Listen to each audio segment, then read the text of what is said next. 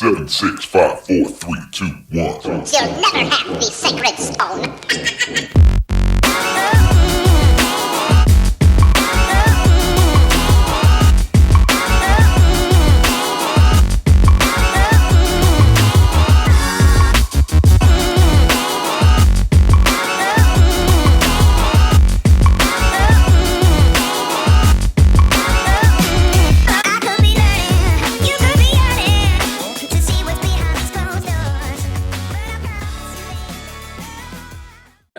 Welcome into another edition of the Vegas Squares podcast. It is the middle of the week, and it is our golf betting show. And as quickly as it just wasn't, it is a major week again. We've talked about this. We get 6 majors in the PGA year this year, and this week is another one. We are the U.S. Open from Winged Foot, originally scheduled for June. Now we're playing it in mid-September here. I've got the Tonys here with me as we do every week. First, Token Tony. What's up, Jen? Hey, what's going on? Actually, U.S. Open in a different calendar year for the PGA Tour as well. Yeah, that's true. It's going to be interesting. A lot of golf being played up front. I mean, most of the guys take a few weeks off, but the field's back to full strength, I would say, here. And then, of course, we got Tony Johnson down at the bottom of the screen here. Tony, looks like you're in the bathroom. I know, because of the backdrop. The screen, yeah. It's one of those like screens that's against the wall. So I guess I could have just moved it, but yeah, there you go. So he could be telling the truth, but if we hear a flush halfway through the podcast, yeah, that would be good. But no, I'm excited. It's my second favorite week of the year in regards to golf. So we didn't have my favorite week because the British Open was canceled. So this is as good as it gets. I'm incredibly excited to say the least.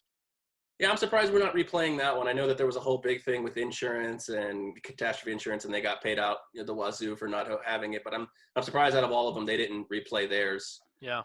During this year as well. Maybe 7 majors would have been too much, but I disagree with that sentiment. All right. Never know.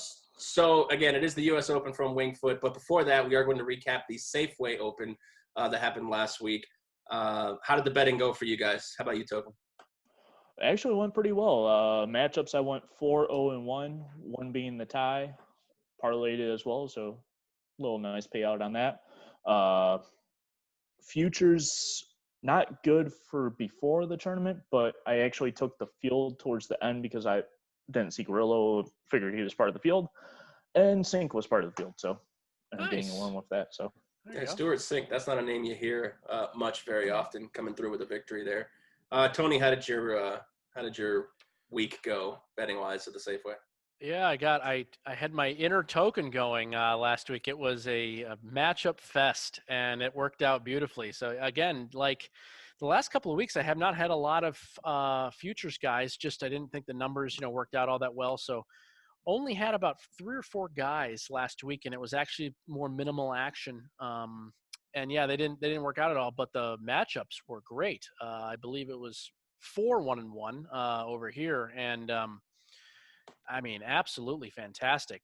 3 out of those 4 winners were pretty easy winners too. So the only one that was close was Bud Cauley had to hang on against Luke List at the end on Sunday. But besides that, I think 3 of them won after the first 2 rounds. So feeling really good about that. The matchups have gone a lot better recently. So I think I'm just really pleased, especially listening to Token, talk about some of the breakdowns, from his perspective has certainly helped me, I think, too, in getting the, one player versus the next. Sometimes I focus a little too much on the future side, and, these matchups, there's just so much value to be had, and that's really, really the best spot, I think, to be at long term. So, yeah, going really well, and nice couple of weeks in a row. Yeah, I got to agree with you. I mean, despite the fact that we do talk primarily, a larger segment on the futures odds here, I think we've all been echoing the sentiment of matchup bets are really where the money's made.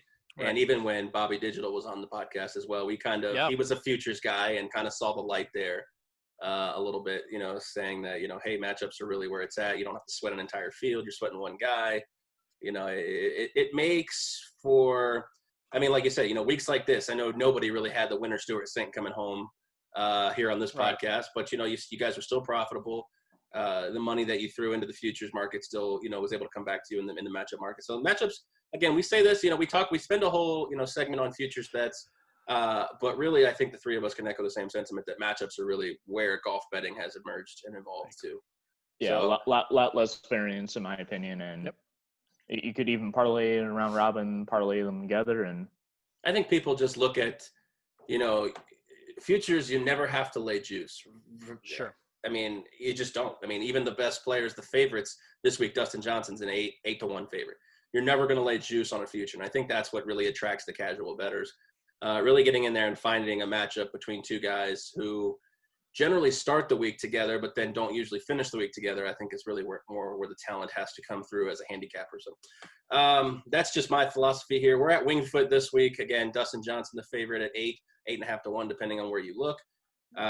Last time this event was played at the U.S. Open in 2006 at Winged Foot, the winner was 5 over par.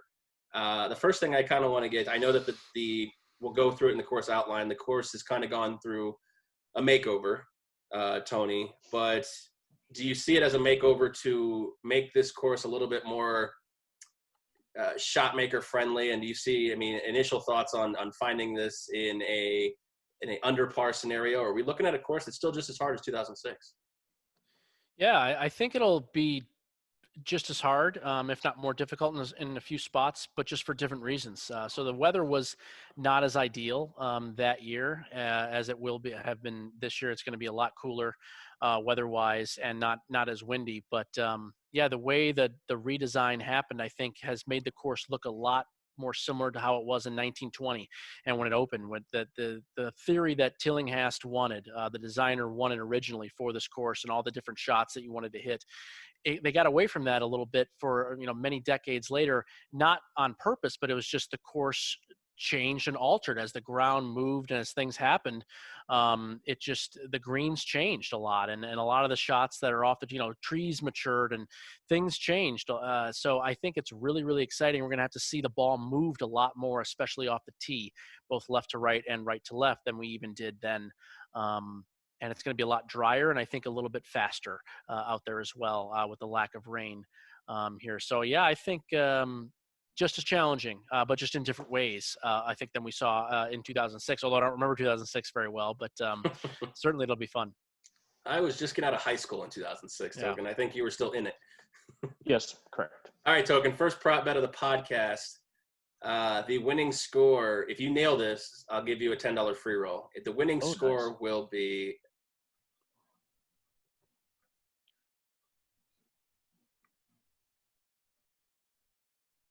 Token, right? Yeah. Yeah, okay. It just froze on me as you were about to speak. Oh, okay. So the winning score will be I'm going to say I'm going to say 1 over will be the winning score this week. All right, $10 free roll to Token if he nails 1 over as the winning score. I like his guess. I'll participate in the that, because if it happens, then I'll win a prop bet. So I'm in. I'll take it. I'll take 1 over for sure. Well, 1 under sounds about right. I mean, I was thinking 1 over to 1 under-ish, and yeah, why not? All right, so we got a prop bet. 1 over par is a $10 free roll. Any other score, the bet's null and void. So. Fair enough. All right, so get into that course outline. As we just discussed earlier, Tony talked about the course a little bit here, but like I said, it's gone through a major renovation in that time since the 2006 U.S. Open, where Jeff Ogilvy won again at 5 over par over Furyk, Mickelson, and Colin Montgomery. So go ahead, Winged Foot in New York. Just talk about this course here for us, Tony. In what's it called? How do you pronounce that? Mamaroneck? Mamaroneck, I believe, yes. Mamaroneck. Absolute gem. It is. I've now did a very, very deep dive into this thing. Again, I didn't remember, we were all so young when that had happened. I didn't really remember the course very well. After doing a pretty good 2 to 3 hour deep dive in the course, it's one of the best things I've ever seen. And I'm a bit of a harsh critic at times with some of these courses, but this is an absolute beautiful masterpiece. So Built about 100 years ago by a guy named A.W. Tillinghast, who has a lot of iconic builds up in the Northeast area. Baltusrol is one. I believe he's done Marion as well. Maybe a few others that are known there. It will be 7,477 yards, but a stock par 70, so only 2 par 5s. 7,400 plus yards, so like Oakmont type of territory here. I mean, this is just going to be an absolute beast of a course. We saw Harding Park, really show its teeth in regards to length back in the PGA Championship a month ago. I think this is going to be 2 times as difficult in that sense in regards to length. Lengthened about 213 yards from this redesign from Gil Hans and his team. This was about 3 years ago or so. They lengthened the course for a couple of reasons. One, to kind of get those shot shapes back to what they originally were, and 2, because they're going to be hosting some major tournaments upcoming, and this was the first one of probably a few more. It'll be a 144-player field here, and we've already had a bunch of guys that have withdrawn and some other people in for various reasons. So we've seen the field alter a little bit. I know Brooks Koepka is a pretty big name that is not there. Scotty Scheffler and a few others as well. So not as strong of a field as we expected because of some of these late gaffes, but I think still going to be really, really solid in that regard. It's just as hard as it gets. Difficult from everywhere. It's going to be difficult off the tee, difficult on approach shots from the fairways and rough, and very, very difficult in and around the greens and right on the greens. POA grass throughout. That'll be from rough all the way to green. Some bent grass as well in there, and a little bit of rye, but mostly POA. So there's a bunch of players that not only are going to be uncomfortable with the setup and the way it is, but certainly uncomfortable putting on POA, especially some of those Southeasterners that are not used to this type of stuff. Fairways, about 19 to 23 yards wide. This is the tightest on the calendar that these players will ever see. Even Oakmont, that has hosted some U.S. Opens, I don't think they get even below 22 or 21 or 22 yards wide. So there are a couple of fairways that are under 20 yards wide. No matter what club you hit off the tee, any iron trying to set you up, it's going to be difficult to hit these fairways. Rough will grow from 3 to 5 inches. They are trying to taper it off, so like on shots that are more difficult holes to hit, and or you're going to have a really, really tough shot coming into the green, they are going to keep that rough about 3 inches, 3.5 inches or so.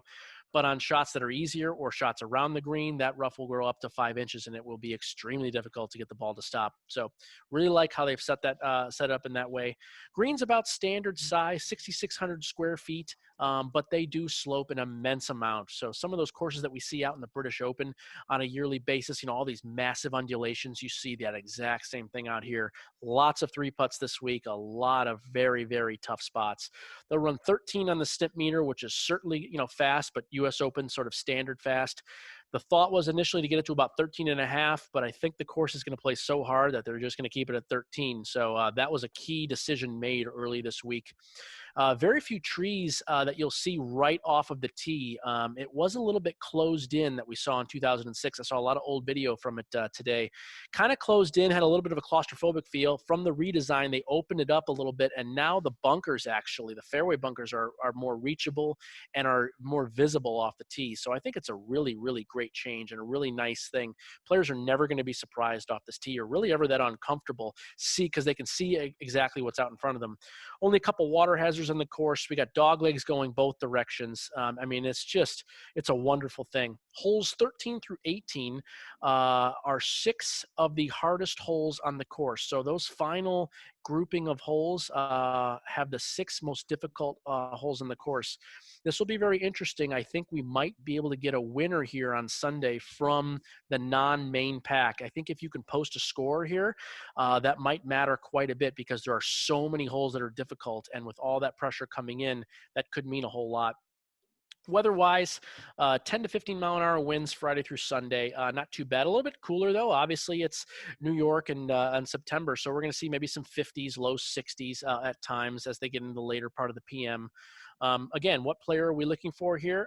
This is as cream of the crop as it will ever get. We want long, as straight as possible with the highest quality short game. And when I say short game, I really talk about the shots in and around the green. I think the greens are going to be the great equalizer this week, because players don't really know them very well, and they're so undulating that even a great putter is still going to have to take a lot of guesses on how far they're going to have to hit the ball outside of the hole in order to get it to break in. And there's just a lot. It's a big guessing game here. So I think it's the great equalizer. And I'm really just worried about guys that are really great in and around the green. And I'm finding some big names here, guys that are not scared to attack holes when they have to, not scared to have to take a bogey here and there, and are just tough guys that are okay with the struggle. And it's going to be hard throughout the entire time. And there's no joke about this course. And I want guys that love the struggle, embrace it, and are ready to go. And I think there's only a handful of guys that are willing to be able to do that. Wow, that was a lot. So much I'm detail excited. packed into so little time. I am so excited. I don't know if that comes across here. It is. I have not been this excited for a golf tournament in a long time. I think if it doesn't come across, the people aren't really listening to you, because I got to say, it's hard to hype up a golf course, and nobody does it quite like you do, at least in my opinion. I haven't seen anybody hype a course quite like that. So Absolutely, yeah. that being said, one thing before we get into the bets I want to talk about, and it's a guy you've been high on all year since the restart, Tony. Hasn't quite lived up to the standard I think that you are expecting of him, and probably the people who follow golf in general. Now that the distractions are kind of off of him, a lot of people believe he's poised to have a big year, complete the Grand Slam, and that's Rory McIlroy. Obviously, the kid's born now. Many people believe he's entering a prime spot in his career where, he's settled down. He's not, living a bachelor life. He's got a kid. He's, moved here to the States virtually full time now. He's not with the tennis girlfriend who created headlines and promos, things like that. Anyways, long story short, are you still of that camp expecting big things from Rory McIlroy this year? 100%. Yeah, I agree with everything you said. I know there's quite a few statistics out there that, guys that just have children and or, just get married, they tend to do pretty well early on. I think Rory will be certainly that guy. Now, this week specifically, I know your question, I think, was very broad. This week specifically, I'm not quite sure his game is ready. I think the only guys that really have a chance here are guys that have been playing pretty well, or at least have shown some signs coming in and are unafraid. Now, Rory's definitely got the unafraid thing there. I'm not quite sure the game is there. But, Aaron, to answer your point, yeah, I think he's a guy we should definitely be looking forward to here going forward. And if we can get some numbers, especially if he struggles a little bit, maybe in this tournament and the one after, we start to get numbers that creep into the 20 range, 20, 22, 24 in regular type of events, I think we should be very much going after something like that. That's a fair assessment. Like I said, a lot of people, would say the last stretch of the golf, he didn't really perform as expected, a lot of times. And like you said, a lot of times you had to find him in that 14, 15 range. And it, based on hindsight and results, he looked like bad value. But going forward, a lot of people are really high on McIlroy this year. So, all right, Token, we will start with you here in the futures market here. The favorite, of course, I've said is Dustin Johnson. He is going off at William Hill currently at plus 850. So let's start with that favorites clump, the DJs, all the way to, let's say, Tommy Fleetwood at 30-1 in this favorites group. Who's somebody you like? Yeah, I have one that already bet, and as you guys probably know, Tony's always going to be high on him this year. Thing. The forward is Xander Schauffele. I mean, even at 15-1, I see value on him for sure. Last three U.S. Opens, he's finished top 10. I mean, he does well in really good fields and all that. Very good scrambling, very good up and down situations, sand play. He knows what lies in front of him and can grasp it and use it against the field. So I think he will gain shots over the field throughout the entire week in all aspects. 3 U.S. Opens in his career. He's T5, T6, T3. So amazing. Yeah. Yeah, I mean, that's an impressive resume coming in. Another one, tip the cap, is Colin Morikawa at 18-1 only, though. I mean, he kind of dropped value. No bet on that yet, but that's somebody like I might expect to have like a sluggish first and second round, and you can scoop him up maybe 30 to 40 to 1 between rounds 2 and 3. If he is within reach and is that decent value, that's somebody I might take a fly on. So.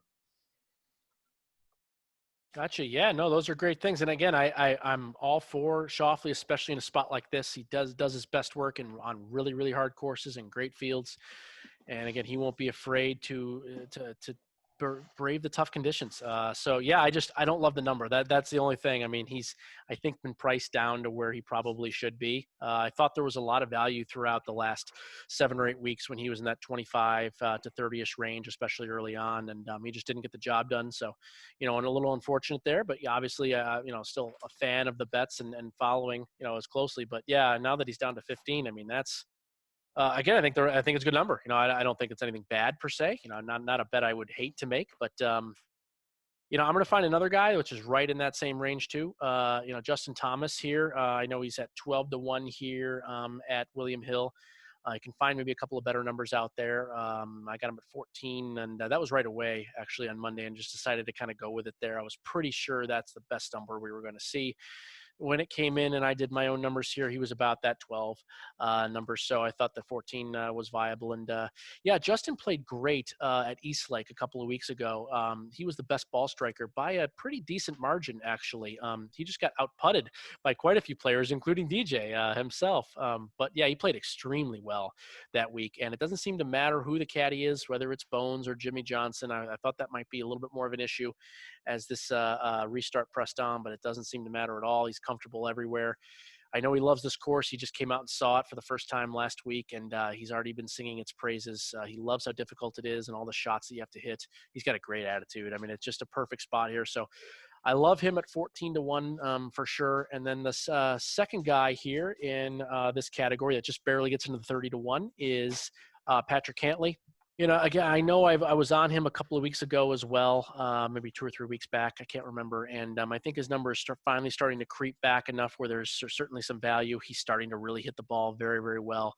And the most important thing, and the thing I think that will separate the great majority of players from this small few is Cantlay is very, very, very tough and is used to playing on very difficult courses. He grew up on a course that's one of the hardest public courses in the country in Southern California, and it's, I think, a really, really good spot for him here. I know he likes this type of grass. He putts the best on POA, which, again, may not matter a ton this week. I realize that with how undulating the greens are, but I just like his fiery, tenacious, he's just a tenacious kind of guy who keeps it all in, and I think will remain focused. And I'm looking for that more than anything else really this week. And we know his skill level is right up there with the best. So those are my 2 guys at this level here. A couple of good spots there: Morikawa, Schauffele, Cantlay, for sure, Dustin Thomas. All right, let's move into the middle tier. I know this is light action here with these guys. As you've noted before, you're going to need one of the top-end players to really flex their muscles in this one. But we have Jason Day, who's going off on William Hill at 33 to 1. To one of Token's boys, Louis Oosthuizen, at 85 to 1, rounding out the number of guys who are left in the double-digit category here. Who's somebody we see in the middle tier here, Token? I mean, in my opinion, not really decent value to bet any of these guys, but however, honorable mentions to Brennan and Todd. I don't see the value at 65 to 1 though. It's somebody that might struggle first round that you could pick up right around 100 to maybe 200 to 1. And then, as you said, Louis, I mean, I don't see the value there with him at 85 to 1. Realistically, I was thinking 1 1/4 with him would be the number coming in, but of course you're not going to get that. And I mean, I just don't see him getting the job done this week with this course conditions, and his putting and scrambling is kind of worrisome to me on these kind of situations. And he might be like a top 20 golfer this week, but he won't get the job done. So no bets for me right now in this middle tier. Yeah, I'm echoing the same type of stuff, Token. I don't have anything yet. I did look very closely at Patrick Reed here. I just didn't agree with the number, but I really like the spot and the setup. I know he's really inaccurate off the tee, and I understand that, and that's going to be a bit of a problem this week. But he also plays really, really well at Oakmont, which I think is the closest comparable course to Winged Foot. And again, grew up in the Pittsburgh area and was able to play Oakmont quite a bit, not only in his growing up time, but when he has come back, he still has a home out there. He plays that course relatively often. I think he's very close friends with a few of the members there. And I know he loves that course, and he plays actually quite well there, despite the fact that he's not a great driver of the golf ball. It's one of those spots that I want to see 45 or 50 to 1 or something like that, because he does not at this tier with these other top guys. He's not as good of a player, currently as Jason Day or as Patrick Cantlay or Daniel Berger, but I just don't think it's quite enough at 35 to 1. So I'm going to pass there. Brendan Todd makes a lot of sense. You brought him up earlier. Again, I just don't know if he's long enough. I know I said that a few weeks ago at East Lake. Yeah. And I just think that's always the kiss of death of Brendan Todd. And, of course, that's just too long and too demanding. I don't know if he's not good enough with his long irons. Scrambling, I mean, he could probably gain shots against the field, but absolutely, the accuracy with the long irons is worrisome with me. And yeah, if he's scrambling 3/4 of the time, I mean, it's not going to be enough. So yeah, it was not ideal. Not ideal at all. So yeah, I mean, those are the guys that I've been thinking of. I was just kind of generally looking at, but I don't think I'm going to be able to find anybody in this tier. That's fair, and you guys mentioned that before the show, and I was a little surprised because usually in a spot like this, you're right, the big dogs come to eat, right? And it takes a real needle in a haystack to find a guy in this one. But I know you guys have a couple of long shots here in this spot.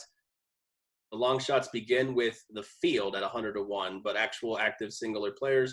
We'll start with Kuchar at 125 to 1 and beyond, all the way down to the bottom of the list. I think there's some guys at like 700. So, Token, I know you have a long shot here. Let's hear what you got. Yeah, and the one that makes most sense to me, in my opinion, is one that has been playing very good since the restart, and exceptional value is what I got him at, which was Kevin Streelman, and I see him still at 300 to 1. He's got like top 10s almost every other week. I mean, last week was a light field regardless, but I mean, he's playing some damn good golf right now. Yeah, I saw that at 300 to 1, and I was a little surprised based on what you were saying. I mean, I know the field has obviously strengthened, but he's a guy who could keep up with the Joneses here. I was shocked to see him. Yeah. I was thinking like right around 100 to 150 range, and when I saw 300, my eyes just like glue. I'm like, take my money right now.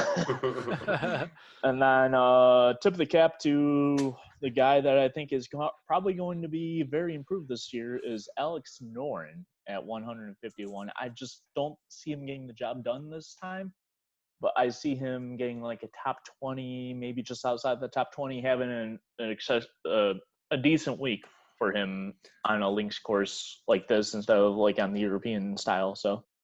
All right, it looks like we lost Tony Johnson. He's down in Florida in the middle of all the hurricane craziness. So we still have all of his action here, and he was going to go to him for long shots before we lost him. And he talked about Mark Hubbard at 500 to 1. He's not sure how he's feeling about that. He hasn't actually officially put the bet in, but he is considering that one for a guy who's playing well. He thought the number was super high in that spot. So. Yeah, very, very good value in that one. I mean, especially if you're taking a flyer lie. I mean, 500 to 1 is no sleeper. No, that's a sleeper. That is a sleeper. Oh, but if he's been playing pretty well and you think he's going to be up in the mix. The thing I was kind of curious about, and I'm sure that other people who are very casual bettors, and Token, maybe you can attest to this as a person who takes long shots from time to time. A lot of people who see this, and obviously, the odds of this guy coming through, Hubbard, your guy Streelman, who was the other guy you had at the long shot? Noren. A lot of people see this and they kind of see this as torching off money if you don't actually believe he has a shot. What do you say to people like that? I mean, in my opinion, it's almost the excitement of just having a bet on that person that's even close to the mix, especially having a sweat is huge. Yeah, last day of the tournament. I mean, right when all this stuff was happening in the players, I had Siwoo Kim at 400-1. Then that got canceled. But, I mean, he was 2 shots behind the leader after round 1, and I actually thought he had a legit shot to win that one. So anything's definitely possible. That's fair. Yeah, having that sweat is almost just half as fun as winning the actual bet. But if you can get yourself into a sweat, I think it opened up hedge opportunities. I think it's the real thing. Possibly, yeah, especially like Super Bowl favorites, stuff like that. But in golf, you can catch some good in between rounds or even in round line. So, yeah. All right, let's move on. I've got Tony's picks. We're gonna move on to the matchups, the prop bets, the finisher bets here. Start with you, obviously. I've got Tony Johnson's picks as well. I will give them to you. But I'll start with you. Any matchups, any prop bets you have, and any finishing bets you have? yeah, I'm going to start out with matchups in this one. I'm going to start out with Morikawa over Webb Simpson on this one. I just see extraordinary value in this one, -110. So it's a pick 'em in book talk. Morikawa is definitely better in the long iron striking, scrambling, and putting situations than Webb. Webb's going to be very good in this one. He's definitely going to make the cut. Morikawa's definitely going to make the cut, but he's going to make a run for this one for sure. Shoffley, we got the winner over Thomas at -110. I think that even might have dropped a little now. If I'm not mistaken, it might even be +105 if I'm not mistaken. And then we have Answer over Wolf. Of course, Answer's got to make the podcast in this one. He always does. Yeah, I mean, Wolf I don't see doing very good in this course. He is better off the tee than Answer, in my opinion, but not by much. And Answer's definitely better scrambling and putting. So -125, I saw some value in that option and decided to roll with it. We got Brennan Todd over Sung J M -110, and then we got Louis Oosthuizen over Kevin Kisner at -110 in this one. I think Louis, this course sets him up pretty good. He's better with the long irons, in my opinion, than Kisner. And Kisner with these greens is going to struggle, and he might even miss the cut in this situation. I do have a few props to note, as in fact, we got top 10 for Xander Schauffele at +170. He's going to win, so even less of a sweat for the top 10. I'm actually going to take one of my favorite bets and go the opposite side of that, what you normally think is the terms of a hole-in-one. I'm going to say no tilt hole-in-one this week at even money, but I might even wait until later, right before tee-off, and you might even get it at plus money. Even money, I see it's fine, but, I mean, we got three of those three out of the 4 par 3s in pretty long shape, and with these very wavy greens and all that, it's going to be tough to track some of these pins in this. They'll just be happy to find the center of the green in most of these situations and be content with that and 2-putt for almost a par. We got Siwoo Kim to make a cut. I think he easily makes that number. I mean, he's a very aggressive player, but in this situation, he will be able to find a few strokes ahead of that cut number for sure. Cut number, I project about the 7-ish number, and I see him right around the 4 over number, so he will easily make that. Morikawa, top 20, probably my favorite bet of all the props so far, -110. He might even make the top 5. I was trying to look for a top 10 for him, but I wasn't able to find that. I was thinking if that's the case, it would be right around the 2-1 range, so I will look later, closer to tee-off time on the sites that I use and maybe check on a few optionals and determine from there. All right, let's look what we have for Tony Johnson here. In the matchups department, he has Patrick Cantlay over Bryson DeChambeau, -110 at Westgate. And on William Hill, he has Louis Oosthuizen over Kisner. He's going anti-Kisner money here. Also at 110 at William Hill.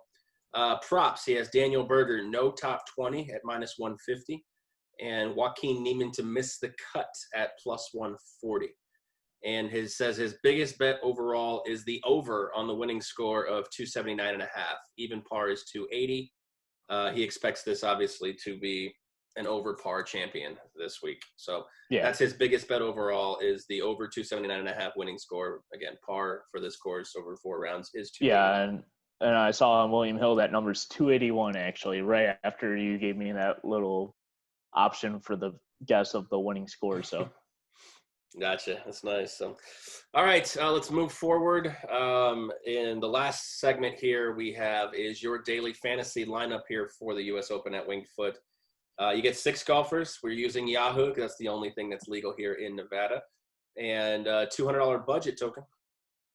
yeah, and we got an interesting lineup in this one for sure. As always, we're going to start out with most likely going to be the champion of this week, if not for sure top 10, is Xander Schauffele at $45. I mean, playing very well as of late.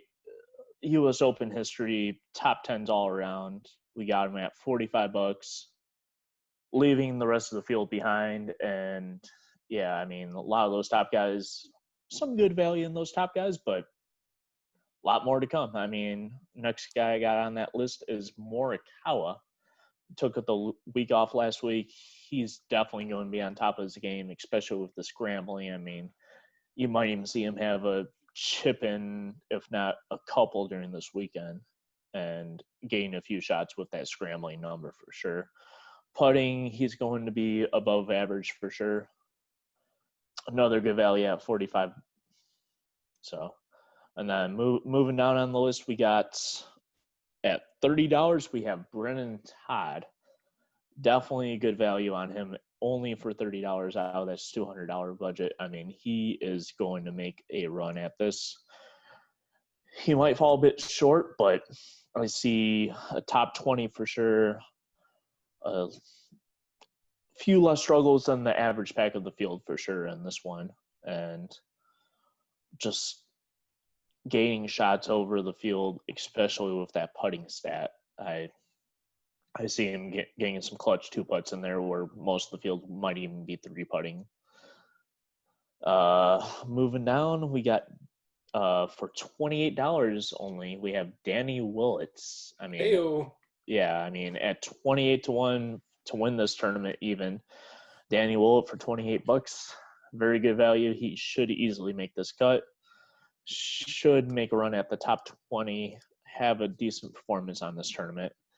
He won't win this, but he will be up there and noted. So for 23, we have Corey Connors, pretty long off the tee.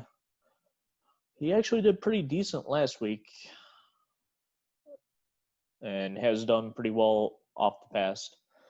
I just see him doing pretty well, making the cut.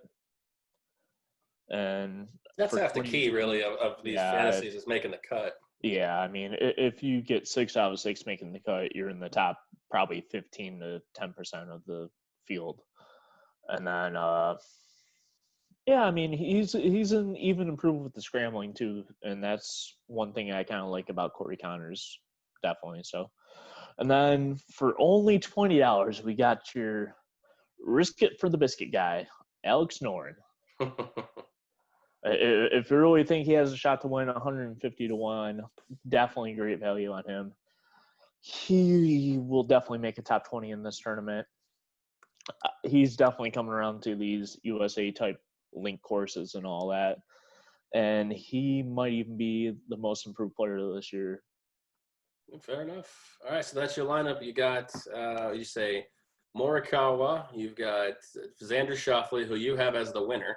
Yes. You got Brendan Todd, Corey Connors, Danny Willett, and Alex Noren. Yep.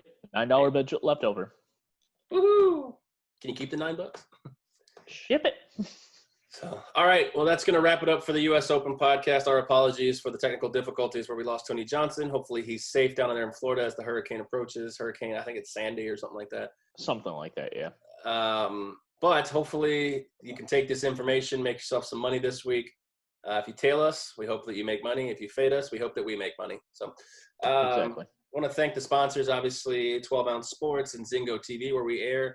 We are on Wednesdays on Zingo every Wednesday at 4 p.m. Eastern with a replay from 11 p.m. all the way up to the first round of that week's tournament. And obviously, we are on Saturday nights at 10 p.m. Eastern and replay at Sunday morning at 10 a.m. Eastern is our NFL picks that we just started in week 1. That didn't go very well for the 4 of us. But we No. hope to rebound on week 2. So that you can catch us on Zingo on those time slots. If you don't have a Zingo account, it's free 100% if you sign up for a new account using promo code 120Z. If you can catch us also on YouTube, or you can catch us on our website, LB Squares. I want to thank the other sponsors, Wicked Cuts Jerky, Vice Golf, Fanatics, DC4L Custom Tees, and Pro-Am Customizations. So for that, have yourself a successful weekend. For Token Tony, I am Aaron. We appreciate you listening and watching, and we'll catch you on the next one. Good luck on your bets.